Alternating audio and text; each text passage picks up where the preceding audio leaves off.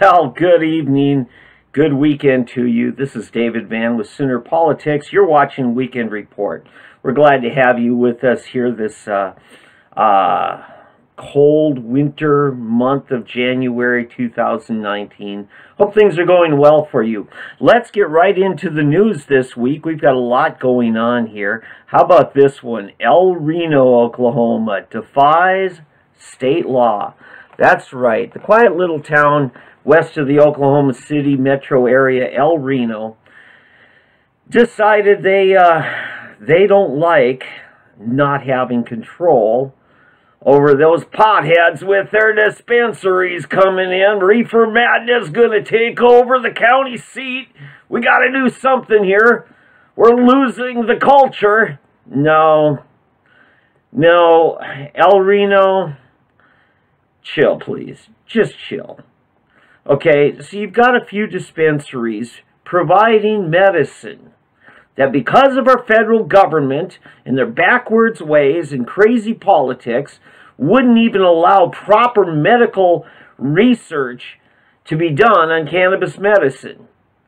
But Oklahoma and our people, along with about 2/3 of the rest of the states, have already said, forget you, federal government. We got people sick. We got people suffering. We got people in pain. We got people that need this medicine. So we made it available, okay?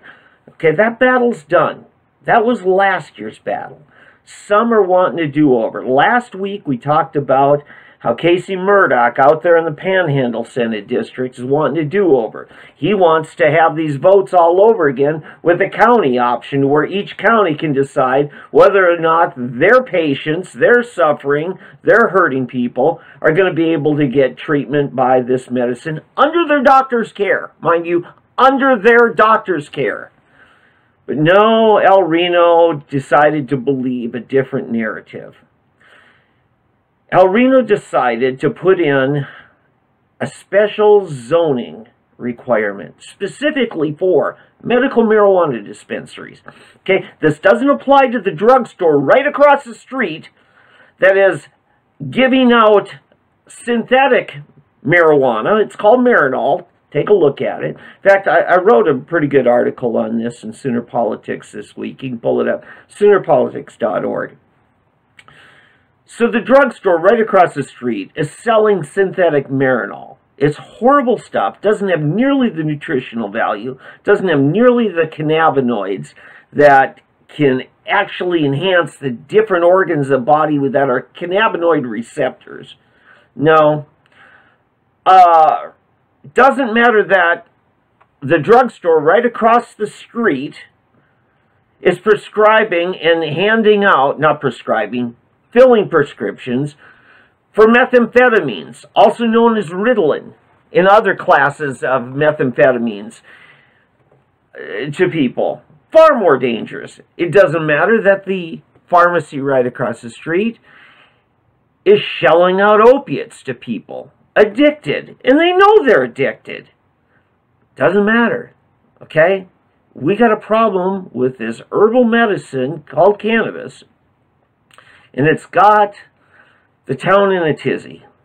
So they made an extra rule, even though Rule F of State Question 788 says that specifically, no municipality may take any additional efforts to zone out in their communities any of the medical marijuana retail dispensaries.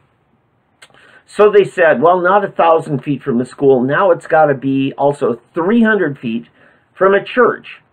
Now, mind you, in the next block over, we're down in the heart of downtown Reno. Downtown. Now, another block over, there happens to be a Methodist church.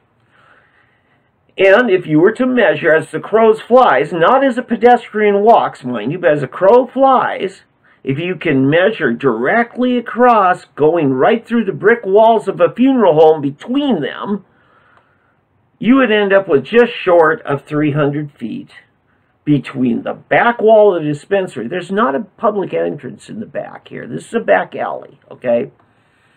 So they're just under the 300 feet.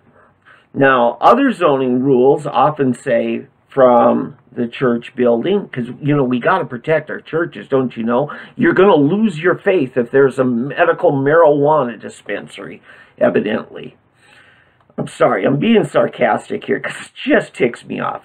So you've got this measurement from the church property. Normally they would measure how a pedestrian would lawfully go to the primary entrance, which is all the way around a city block and in the middle of the block. And there's where this local dispensary opened up. Now, mind you, this is not some, hippie caravan came in on a, daisy-colored painted bus, graffiti-covered bus. This is a young family, lifelong residents of El Reno, okay?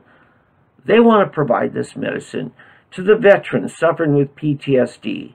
Their families aren't even getting a decent night's sleep because of the flashbacks. We've got people with cancer treatment. The nausea from the chemotherapy is so bad they can't keep food down. They're losing weight like crazy, and yet they're trying to fight advanced stage cancer. We've got, people that are dealing with children with epilepsy, children with seizures, children with birth defects. You've got grandma with their advanced arthritis. The joint pain is so bad, and the opiates aren't working anymore. And plus, she's about to kill herself from getting stronger and stronger opiates until the doctor said no more. And now our federal government says, we're cutting you off cold turkey. No, the city fathers of El Reno now want to say this cannabis dispensary, which is lawfully licensed, properly licensed, paid thousands of dollars to the state for their licensing, complied with the OSBN, DD, they complied with the state health department. They got all their ducks in a row. El Reno, you're about to get sued. I talked to attorney Ron Durbin today. He said he's going to play nice with you once. He's going to send you a letter. He's going to even present to you a proposed alternative ordinance that does go further to protect your concerns, but at the same time doesn't cross the line. Accept the deal, El Reno, because if you don't, you're going to lose. And if you think that your people are upset and got a problem with medical marijuana, how are they going to feel about you having to cut a check in the name of the city taxpayers to the plaintiff when you have to pay damages for what you're doing to them? No, folks, it's time these communities straighten up.